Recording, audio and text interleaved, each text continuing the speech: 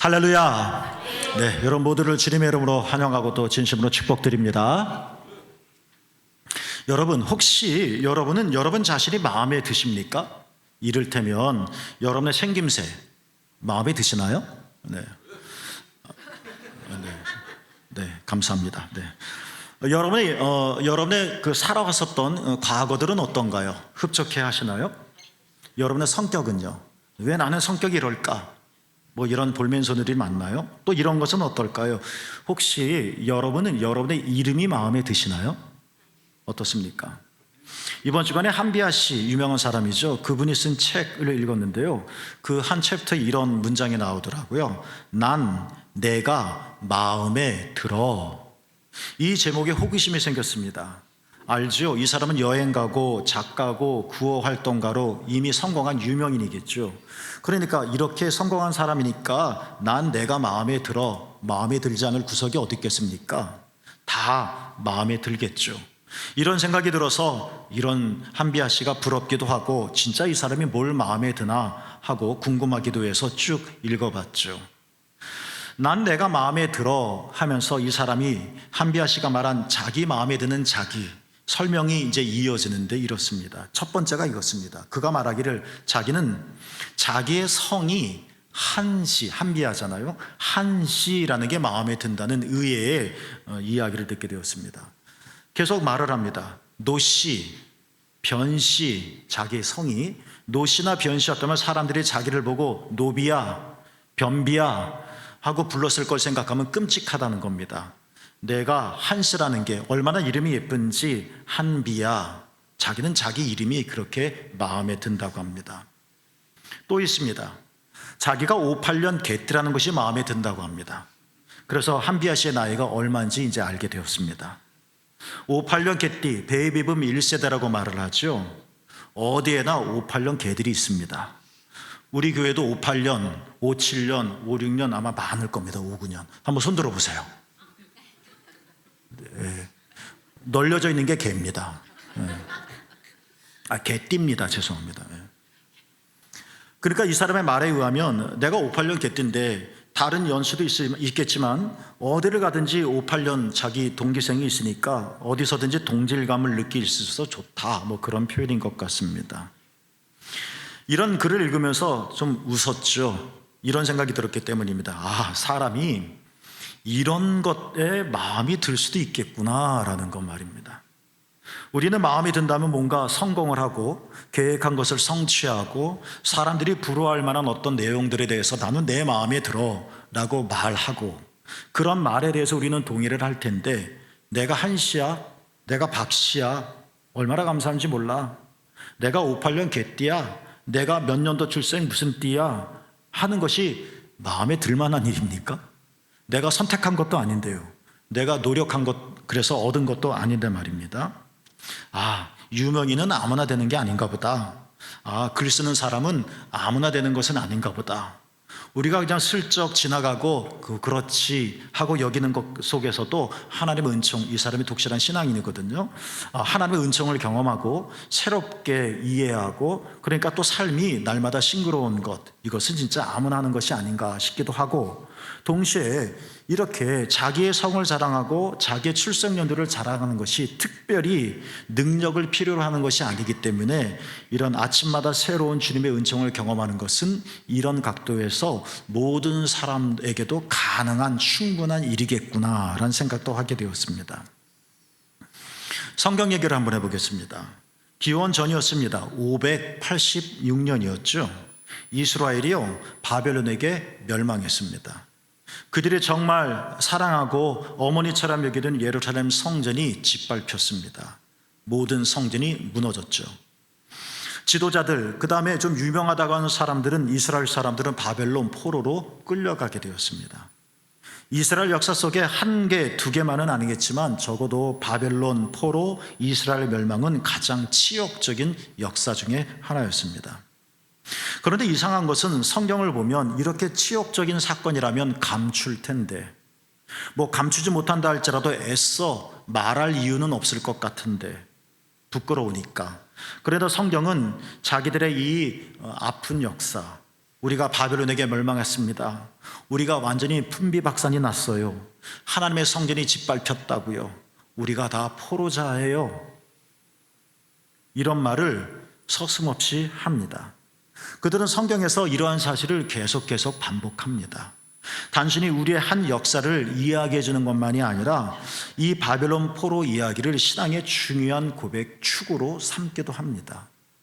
여러분, 뭐 그리 자랑할 만한 일이기에 바벨론 포로, 우리가 멸망했어요, 우리가 죽었다고요, 나라 빼앗겼고 성전 무너졌고 집도 밭도 없고요, 우리의 미래도 없답니다 하는 이야기를 성경에서 그렇게 반복하는 것일까 하는 생각을 하게 되어지죠. 이스라엘은 비참한 70년 노예 바벨론 포로 생활을 하면서 처음에는 하나님께 투정하고 원망하며 항의하면서 끊임없이 여쭙습니다. 아니, 이것은 정말 항거하는 거죠. 따지는 겁니다. 하나님, 우리가 언제까지 이런 고통을 받아야 되는 겁니까? 우리가 이방인 손에 이렇게 멸시를 당해야 되는 겁니까? 우리는 주의 백성이지 않습니까? 이렇게 끝나버리는 겁니까? 너무나도 힘들고 도무지 이해가 되지 않고 하나님의 거룩한 백성이 이방인들의 손에 이렇게 웃음거리가 된다는 것은 받아들이기 어려운 일이었습니다. 그들은 분명 예레미야로부터 70년 바벨론 포로 생활을 들었을 겁니다. 그러나 그들이 노예 생활로 들어가면선 70년 후면 돌아온다라는 생각이 도무지 떠오르지 않았던 것 같습니다. 그렇게 1년, 2년, 70년이 가까워지면서 끊임없이 하나님께 투정하며 마음이 죽어가듯 하나님께 기도하는 과정 속에서, 그러니까 그들은 모든 것을 잃고 나서야 내 것이다 라고 말할 수 있는 것이 하나도 없을 때야 비로소 내 재산을 빼앗긴 것만이 아니라 내 인생도 빼앗기고 내 자유도 빼앗기고 내 신앙도 빼앗기고 모든 것을 이렇게 잃고 나서야 그들은 비로소 깨닫기 시작합니다. 그거는 뭐냐면, 이러한 비극은 우리들의 죄 때문이구나 라는 사실을 말입니다. 그러나 그들은 우리의 죄를 통렬하게 깨닫는 것만이 아니라 그 죄로부터 단절하기로 결심까지 합니다. 죄 때문에 우리 꼴이 이렇게 됐으니, 그런데도 우리가 죄에서 돌아서지 않으면 우리는 결코 구원을 받을 수 없다라는 절절한 생각이 들었기 때문에 그렇습니다. 그런데요, 처음에는 불평하며 원망하며 항의하며 하나님 이렇게 두시겠습니까? 우리 꼴이 말이 되겠습니까? 우리 때문에 하나님의 체면은 뭡니까? 하고 하나님께 항의하던 이스라엘 사람들이 시간 속에서 우리의 죄 때문이구나, 우리가 이렇게 살면 안 되겠구나, 통렬히 참여하고 회개하며자 그때부터 놀라운 일이 일어나기 시작했습니다. 그것은 하나님의 말씀이 그들에게 임한 겁니다. 이 내용이 어디 있느냐면 이사야 40장 이후부터 나옵니다. 전에는 흑암 같아서 소망이 없고, 저제는 70년이 그냥 끝없이 되어질 것 같고, 내 생애 속에 해방은 경험하지 못할 것 같고, 나는 이렇게 산다 할지라도 내 자녀는 꿈을 꿀 수 없을 것 같고, 완전히 죽음, 저주 그 자체였었는데 하나님 말씀이 들리면서 그들에겐 뭔가 하나의 희망을 품게 되어집니다. 여러분이 혹시 신앙생활하면서 삶에 어려운 일이 있으면 이사야 40장 이후의 말씀을 한번 읽어보십시오. 정말 좋습니다. 침울했던 그 순간에 이사야가 나타나서 자신의 죄를 깨닫고, 하나님 우리가 이제 이 죄로부터 돌아서겠습니다 라는 순간 하나님이 다가오셔서 그들에게 말을 하십니다. 얘들아, 내가 너희를 구원하겠다. 얘들아, 나는 너희들을 새롭게 할 것이다. 이사야 40장부터 66장 또는 55장까지 이어지면서 여전히 바벨론 포로는 끝나지 않았지만, 그러나 그들에게 있어서 바벨론 추방은 단순히 비극이여 슬픔이여 저주만이 아니라 이제 하나님이 구원할 것이고 이제 자기들을 새롭게 하실 것을 들었으므로 이제 바벨론 추방은 그들에게 또 다른 하나의 희망이 되어지기 시작했던 겁니다. 이사야보다 조금 일찍 활동했었던 예레미야, 그러나 상황은 같았습니다. 이런 이사야의 신앙 고백이 오늘 본문에도 잘 나타나 있습니다. 39절에서 이사야가 이렇게 말을 하지요. 함께 읽어볼까요? 시작. 예레미야가 말하죠. 함께 읽습니다. 시작. 살아있는 사람은 자기 죄들 때문에 벌을 받나니 어찌 원망하랴. 예레미야의 지적은 아픕니다. 몰랐는데 알게 해줘서 아픈 게 아니라 사실은 알고 있는데 모른 척하고 있을 뿐인데 그렇다라고 말을 하니 더 괴로운 겁니다. 살아있는 사람은 자기 죄들 때문에 벌을 받는다. 들킨 것 같습니다. 나 혼자 알고 있는데 저 예레미야도 알고 있다는 생각에 충격을 먹습니다. 몸만 아픈 게 아니라 마음이 찔립니다. 너의 죄들 때문에 벌을 받는 거다. 너의 죄 때문이다. 근데 너희가 어떻게 원망하겠느냐. 39절은 이렇게 끝납니다. 그러나 예레미야는 이 잿더미 속에서 철퍼덕 앉아있기만 하고 있지는 않습니다.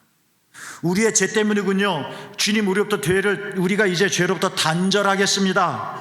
결심하자 하나님의 말씀이 그들에게 영광스럽게 임했었던 것처럼 예레미야가 당신의 죄 때문입니다 라고 말하자 가슴 아프고 저리고 얼얼하고 어찌할 바를 몸들 때 예레미야는 그 속에서 똑같이 하나님의 희망을 발견합니다.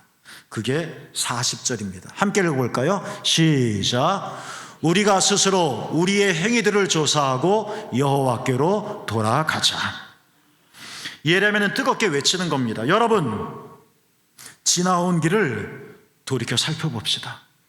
여러분, 그리고 우리 모두 주님께로 돌아갑시다. 성찰과 참회입니다.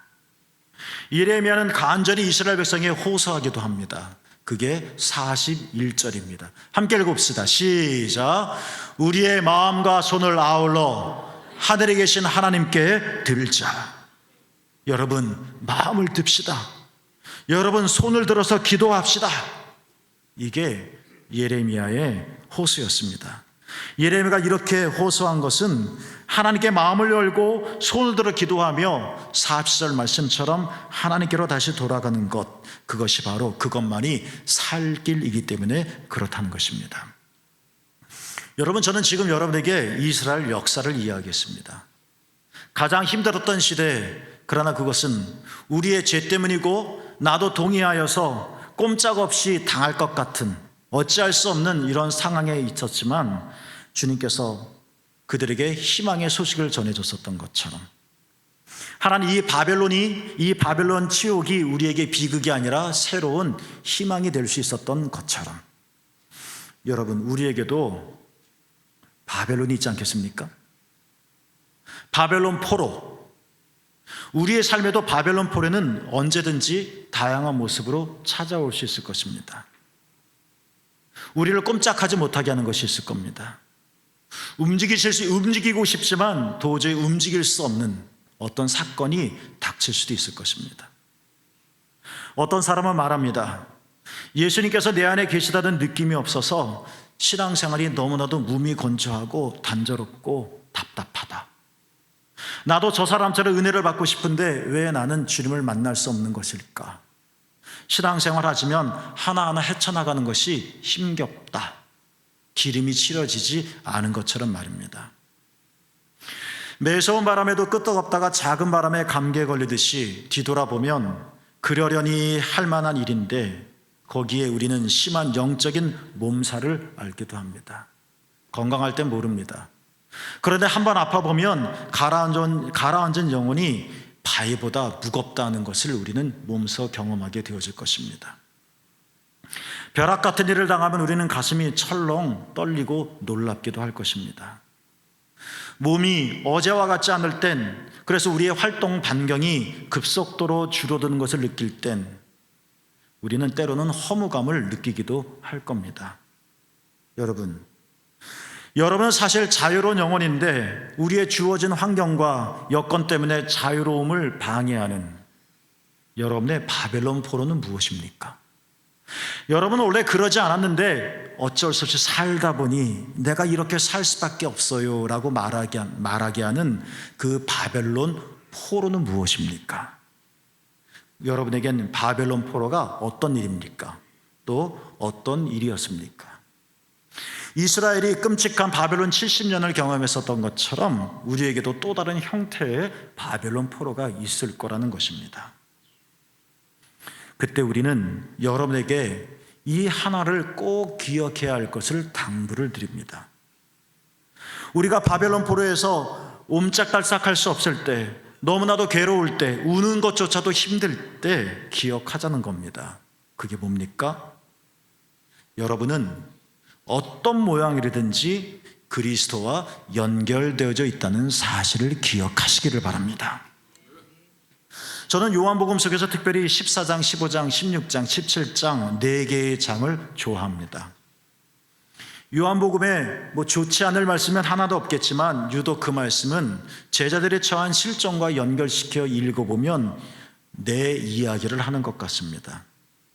예수님은 그날 그 시간 제자들과 마지막 식사를 하고 있습니다. 어쩌면 육신의 몸으로 다시는 제자들과 같이 식사할 일이 없을 순간입니다. 예수님께서는 그들에게 설교를 하십니다. 그게 14장, 15장, 16장입니다. 그리고 17장의 마지막에 겟세마네 동상에서 붙잡히고 고난을 받으시고 죽기 바로 전날 저녁에 예수님은 제자들을 위해서 간절하게 기도해 주십니다. 너무나도 간절해서 그런지 17장의 기도 하나하나가 마음 깊이 와닿습니다. 마지막 기도일 수도 있으니까. 예수님께서는 내가 고난을 받고 죽을 거다라는 이 예고를 3번이나 하셨죠. 그러나 성경 읽어보면 제자들은 그 예수님의 말씀을 실감 있게 느끼지는 못한 것 같습니다. 첫 번째, 두 번째, 3번 말씀하실수록, 그러니까 죽음에 더욱더 가까울수록 당신의 죽음이니까, 당신의 고통이니까 예수님은 절절하게 한 단어 한 단어 씹어 단단하게 말씀하셨겠지만 철없는 제자들은 아직 이해하지 못하는 겁니다. 그런데 마지막 식사 시간, 그러니까 요한복음 14장에서 식사하면서 긴 설교를 하나하나 들으면서 제자들은 어쩌면 그런 것은 아닐까 하며 덜썩 겁이 났었을지도 모를 것 같습니다. 예수님이 죽으신다네, 예수님이 떠나가신다네 겁이 납니다. 홀로 남습니다. 여러분, 심리학적으로도 혼자 남았다는 것은 별로 중요한 문제가 아니라고 합니다. 진짜 외로움은 많은 사람들과 함께 있는데, 많은 사람들이 내 주위를 스쳐 지나가지만 그래도 나 혼자 있는 것 같다는 느낌이 진짜 무서운 거라는 거죠. 지금 예수님이 내 앞에 있지만 이제 예수님이 나를 떠나실 것 같은 생각이 문득 드는 겁니다. 그리고 예수님이 당하셨던 그 고난을 나도 똑같이 당할 것 같다는 생각이 드는 겁니다. 겁납니다. 이렇게 홀로 남겨질 것에 극심하게 불안해하는 제자들에게 예수님께서 이런 말씀을 하십니다. 같이 한번 읽어볼까요? 시작. 나는 포도나무여 너희는 가지라. 그가 내 안에 내가 그 안에 거하면 사람이 열매를 많이 맺나니 나를 떠나서는 너희가 아무것도 할 수 없습니다. 여러분, 우리는 홀로 남겨질 것 같지 않기 때문에, 우리는 지금 내 눈앞에 고통이 없기 때문에 이 말씀이 생생하게 다가오지 않을 수도 있을 것 같습니다.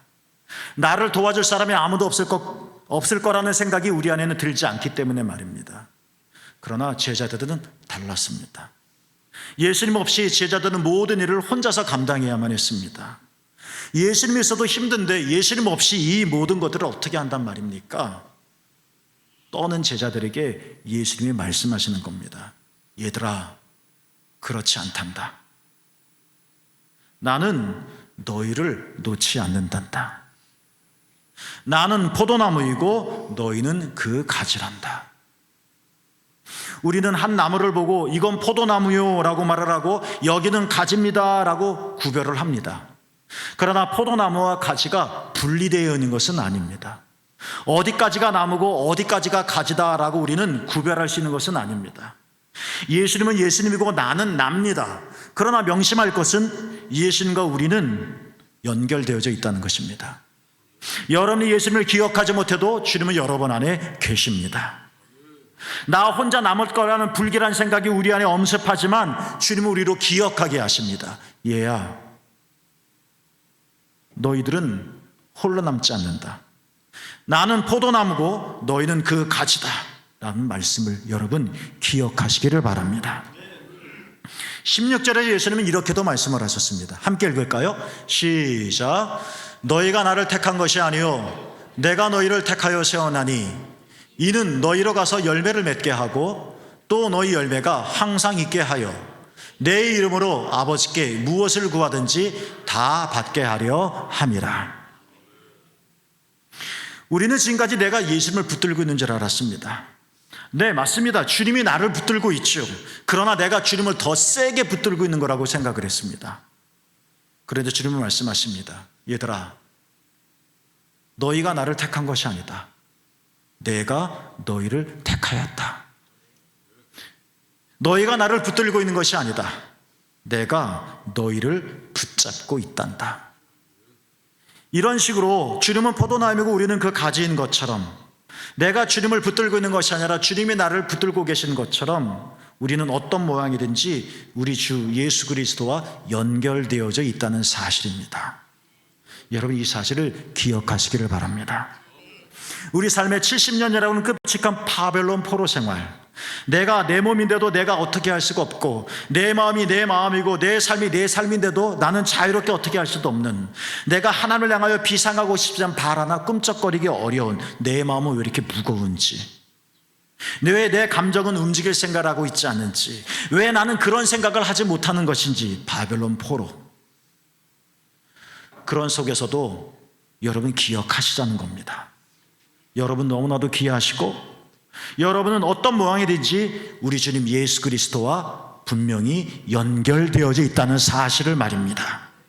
주님은 여러분을 놓지 않으실 것입니다. 주님은 여러분을 확실하게 붙들고 계십니다. 놀랍게도 소개해드렸던 요한복음 15장 5절과 16절에서 예수님께서 공의하시는 말씀은 16절에서도 중간에 보면 너희로 가서 열매를 맺게 하고, 5절에서도 중간에 보면 사람이 열매를 많이 맺나니, 우리로 우리의 삶을 살겠다고 하십니다. 바벨론 포로와 같은 열매 없는 삶은 끝나고 이제 바벨론에서 포로 해방되어 예루살렘으로 돌아와 성전을 다시 짓고 하나님의 나라로 살 수 있는 것처럼 주님께서는 우리로 열매를 맺게 하신다는 것입니다. 말하자면 예수님께서 다른 곳에서도 설명하셨던 것처럼 그리스도가 우리 안에 계시고 여러분이 그리스도 안에 거한 것, 이것이 중요하다는 것입니다.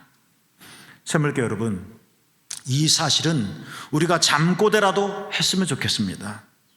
이 말씀은 우리가 치매에 걸려 모든 뇌에 대한 기억들을 다 잃어버린다 할지라도 기억되었으면 좋겠습니다. 우리는 예수님을 떠나서는 아무것도 할 수 없다는 것 말입니다. 너희가 내 안에 내 말이 너희 안에 거하면 무엇이든지 원하는 대로 구하라. 그리하면 이루리라. 여러분, 요한복음 15장 5절에서도 예수님은 뒷부분에서 말씀하십니다. 나를 떠나서는 너희가 아무것도 할 수 없느니라. 그렇습니다. 여러분, 우리는 내 인생이 끝났다고 생각하고 처음에 바벨론 포로 끌려가면서 이스라엘 사람들이 한없이 울부짖었었던 것처럼 하나님, 이렇게 끝나는 겁니까? 그러나 주님께서 그들에게 희망을 던져주셨었던 것처럼 우리 인생의 또 다른 바벨론 포로 속에서 우리는 어떻게 자유할 수 있으며 우리는 우리를 올가매 있는 이 끈을 어떻게 우리는 끊을 수 있으며 우리는 하나님 안에서 열매를 맺는 그리스도 예수의 은총을 누릴 수 있을까? 우리의 기억입니다. 우리는요, 예수를 떠나서는 아무것도 할 수 없다는 사실.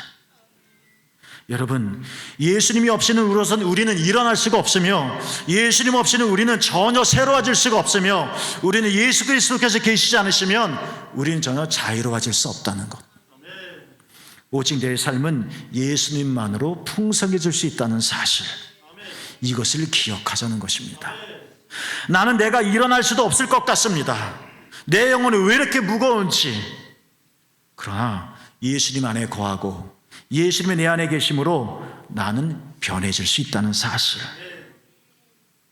나는 심한 질병에 걸려서 내 몸이 어제와 같지 않아서 날마다 급속도로 쇠퇴하여서 몸뿐만 아니라 내 모든 인생도 쪼그라드는 것 같아서 살아온 날들을 생각하면 허무감을 느낄 때, 그러나 60이고 70이고 우리는 그리스도 예수 안에서 새로워질 수 있다는 것. 여러분, 그렇습니다.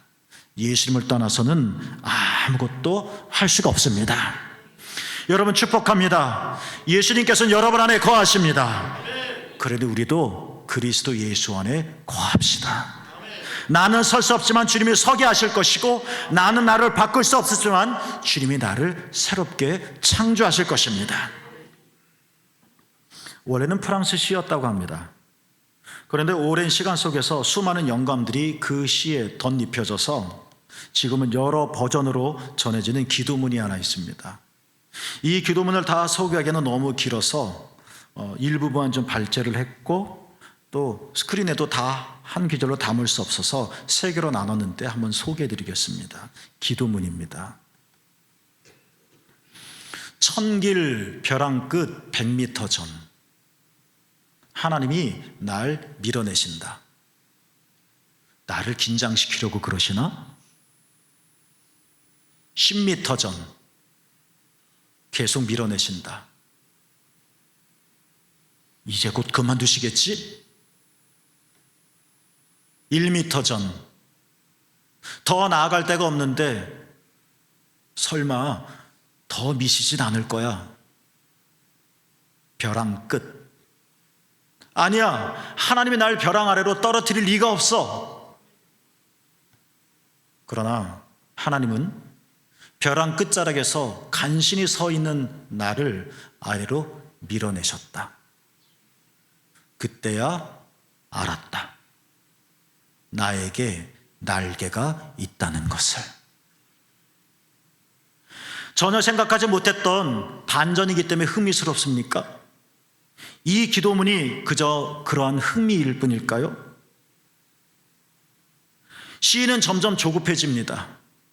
100m일 땐 태어났습니다. 아니야. 10m니까 조금씩 불안해지기 시작했습니다. 1m는 1m 앞에 서니까 흔들립니다. 벼랑 끝에서 그는 절망합니다.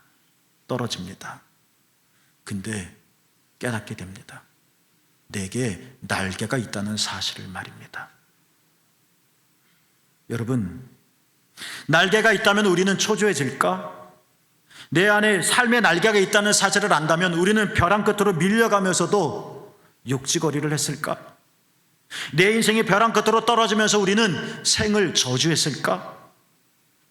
나에게 날개가 있다는 것을 알았다면. 우리는 또 다르게 한번 질문해 봅니다. 여러분은 무엇으로 날 수 있을까요?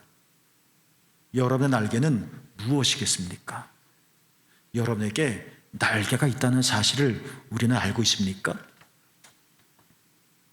이번 주 수요일 18일부터 제2의 수요일 기점으로 사순절이 시작되어집니다. 사순절은 참회하는 절기입니다. 참회란 내 죄목들을 열거하는 것이 아닙니다. 참회는 눈물 범벅이 되면서 단순히 기도하는 것이 아닙니다. 참회는 내가 황폐한 삶을 지나면서도, 내가 70년 바벨론의 포로 속에서 엉거주춤 묶여있다 할지라도 참회란 우리의 눈을 여는 것입니다. 우리의 눈이 열리면 우리가 그러한 상황 속에서도 하나님은 여전히 일하고 계시며 예수 그리스도의 생명이 내 안에 있음을 알고 고백하게 되어지는 것. 여러분, 이것이 바로 참회입니다. 여러분, 그렇습니다. 여러분의 삶은 각각 다 다를 겁니다. 어떤 사람은 100m 전에 있을 기도할 것이고, 어떤 사람은 10m이며, 어떤 사람은 1m이며, 어떤 사람은 벼랑 끝자락에 죽음처럼 서 있을 수도 있을 것입니다. 아니면 어떤 사람은 벼랑으로 떨어지는 중일 수도 있고요. 그러나 기억합시다. 시인이 시적으로 그때 알았습니다. 나에게 날개가 있다는 것을 이렇게 표현했듯이, 우리가 어떤 지점에 있다 할지라도, 우리가 어떤 상황에 있다 할지라도 기억하세요. 그리스도는 여러분과 연결되어져 있다는 사실을. 주님은 우리의 인생의 추락을 결코 바라만 보지 않을 것이며, 주님은 우리의 바벨론 포로를 웃으며 여기지 않을 것이며, 주님은 우리의 모든 앉음을, 무너짐을, 쓰라림을 가만히 보고 계시지 않을 거라는 것을. 왜냐하면 여러분은 가지니까. 우리 주님은 포도나무이시니까. 그리스도께서는 여러분을 붙들고 계시니까. 우리는 깨닫습니다. 내가 절절하게 간절하게 죽을 뚱하며 예수님을 붙든 줄 알았는데, 알고 봤더니 그리스도께서 나를 붙들고 계셨다는 사실을 말입니다. 새물교회 여러분, 우리는 흔들릴 때가 있을 것입니다. 겨울에는 너무너무 춥고, 여름에는 너무너무 덥고, 가을에는 앙상하여 허무해지는 것 같고, 봄에는 생기가 나는 것 같지만 아직 눈에 보이는 것이 없어 보이고, 계절마다 우리는 네 번의 흔들림이 있듯이, 그러나 각 네 번의 계절 속에서 우리는 또 다른 환희를 경험하게 되어지듯이, 기억합시다. 그리스도는 여러분 안에 계시다는 것을. 그리고 여러분 안에 거하시는 그리스도 예수 안에 여러분도 거하시길. 그래서 예수님의 축복처럼 여러분 안에 열매가 맺히길, 날마다 새로워지길. 예레미야의 고백처럼 하나님의 인자와 긍휼이 아침마다 여러분 속에 새롭게 경험되어지기를 여러분을 이렇게 축복합니다. 그리스도 예수 안에서 날개를 펴고 훨훨 날아가시고 100m, 10m, 1m 벼랑 끝이 여러분에겐 전혀 상관없는 그냥 웃을 수 있는 기쁨의 장소가 되듯이 여러분에게 그리스도 예수 안에서 그런 은총과 평화가 있기를 주님의 이름으로 축복합니다.